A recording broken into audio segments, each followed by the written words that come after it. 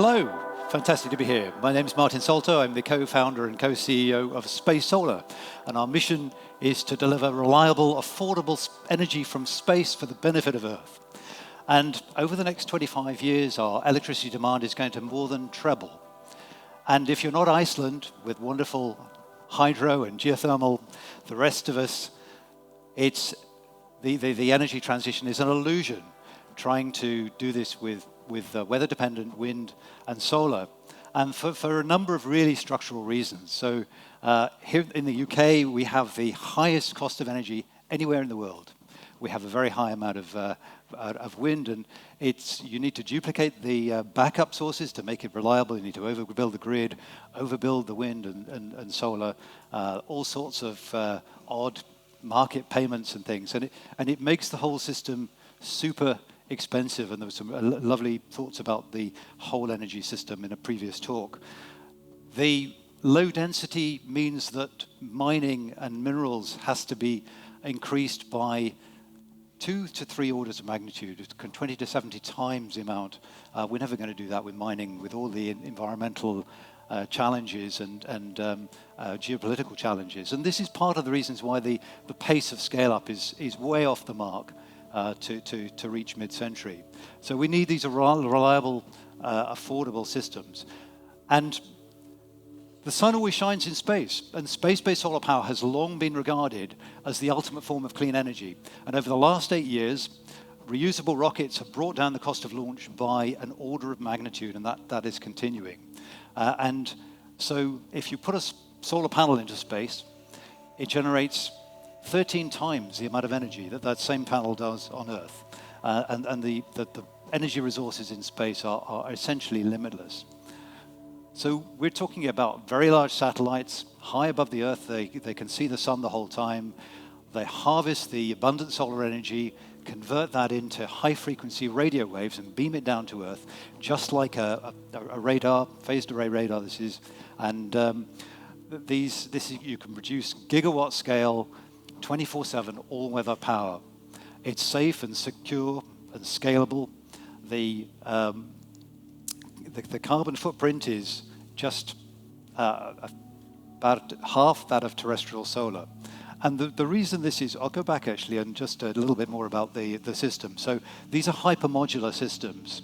So they comprise of hundreds of thousands of identical modules, and this provides this resilience, the low unit production costs and the scale-up pathways to make it economic, and so it's going to have a real impact.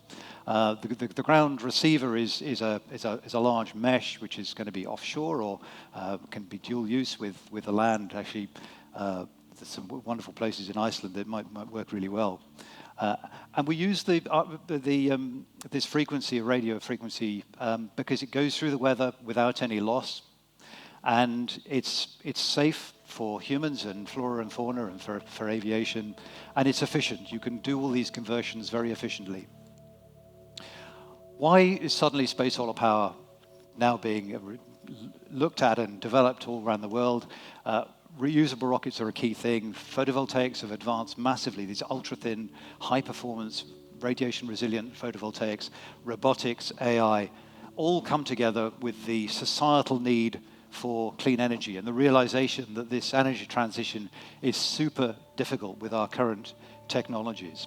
And so if you had a sort of tick list for your perfect, ideal energy technology, it kind of couldn't be better than this. It provides this gigawatt scale, continuous baseload. It delivers dispatchable power. That's really important for balancing the grid, giving it stability. Ask the Spanish. It's going to be the cheapest form of energy. Independent studies show this really could be down below $30 a megawatt hour, insanely cheap for baseload energy. It's got a very low carbon footprint. The use of critical minerals is about an order of magnitude less than wind, solar, batteries. It's supremely flexible, so uniquely you can steer the beam anywhere in the field of regard. That the satellites can see a third of the Earth's surface, so you can export it when you've got surplus.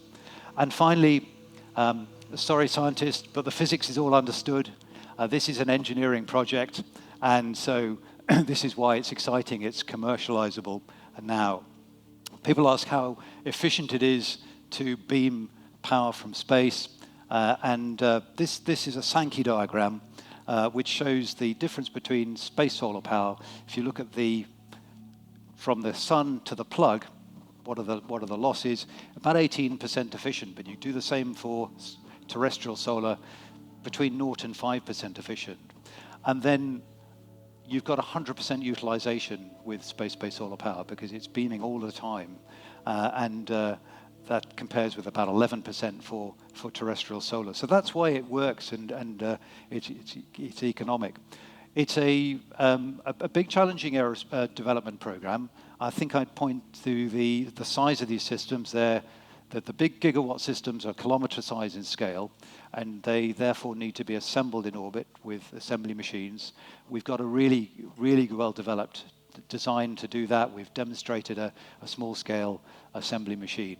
And the regulations need to be developed internationally so that we develop and operate these systems sustainably and responsibly. I think societal issues, this is a new disruptive technology involving power beaming. It's super important to have a really grown-up conversation with the public so they get understand it and buy into it. We've done a lot of that already, really successfully. And then I think finance is a key thing. We need public and private finance to come together. It's just a little bit too many unknowns for VCs to really get comfortable with it. This needs government and private offices, high net worths to really come in, and then the VCs will come in very strongly. For a developing something brand new, a very disruptive technology, it's worth reflecting on some of the kind of factors for success. And what we've tried to do at Space Solar is firstly build hardware, demonstrate to people that this is real, it's not PowerPoint, it's not just paper studies. We've got a very validated design. We've done about $6 million worth of engineering work, really mature and capable design. We've got great partnerships. We've got a letter of interest and working with Reykjavik Energy, fantastic, innovative entrepreneurial company, and proud members of the Sustainable Markets Initiative, which is King Charles's organization, and great sort of publicity with the mainstream media and so forth. So these are the sort of things to raise awareness and get support. These show some of the technologies that we've built. Our power beaming demonstrator, our robotic assembly demonstrator. It's a little clip of showing the assembly demonstration action. This builds the huge structural trusses, which is sort of forms the main structure of the solar power satellite. Some cool robotics. And this is going to happen quicker than we think. So this is going to be a 6-year development to our first minimum viable product. We're working closely with the British Antarctic Survey for power in the polar research stations, where they have insanely expensive power, really difficult to decarbonise. And on the way, we're creating a lot of value. And then we'll be scaling up rapidly because of that hypermodularity to the gigawatt scale systems within 10 years. One of the exciting things about space solar power, I think, is that the hard to decarbonize areas it can really reach. So things like mining, data centers, maritime ports, small island nations, steel and iron, these sorts of areas, it is perfect for, and we're talking to a lot of these sort of companies. So if we go back to that first slide with the challenges of getting through the energy transition with that great space-based solar power really can address all of these in a very holistic way. It addresses the scale up, the overall end-to-end sustainability and the affordability in a really robust way. And so finally, I'd say space solar power is going to be here quicker than you think. Within 5 or 6 years, it needs really bold leadership. It needs public and private finance to come together in imaginative ways, and it needs international partnership. But the future is really exciting. Thank you very much indeed.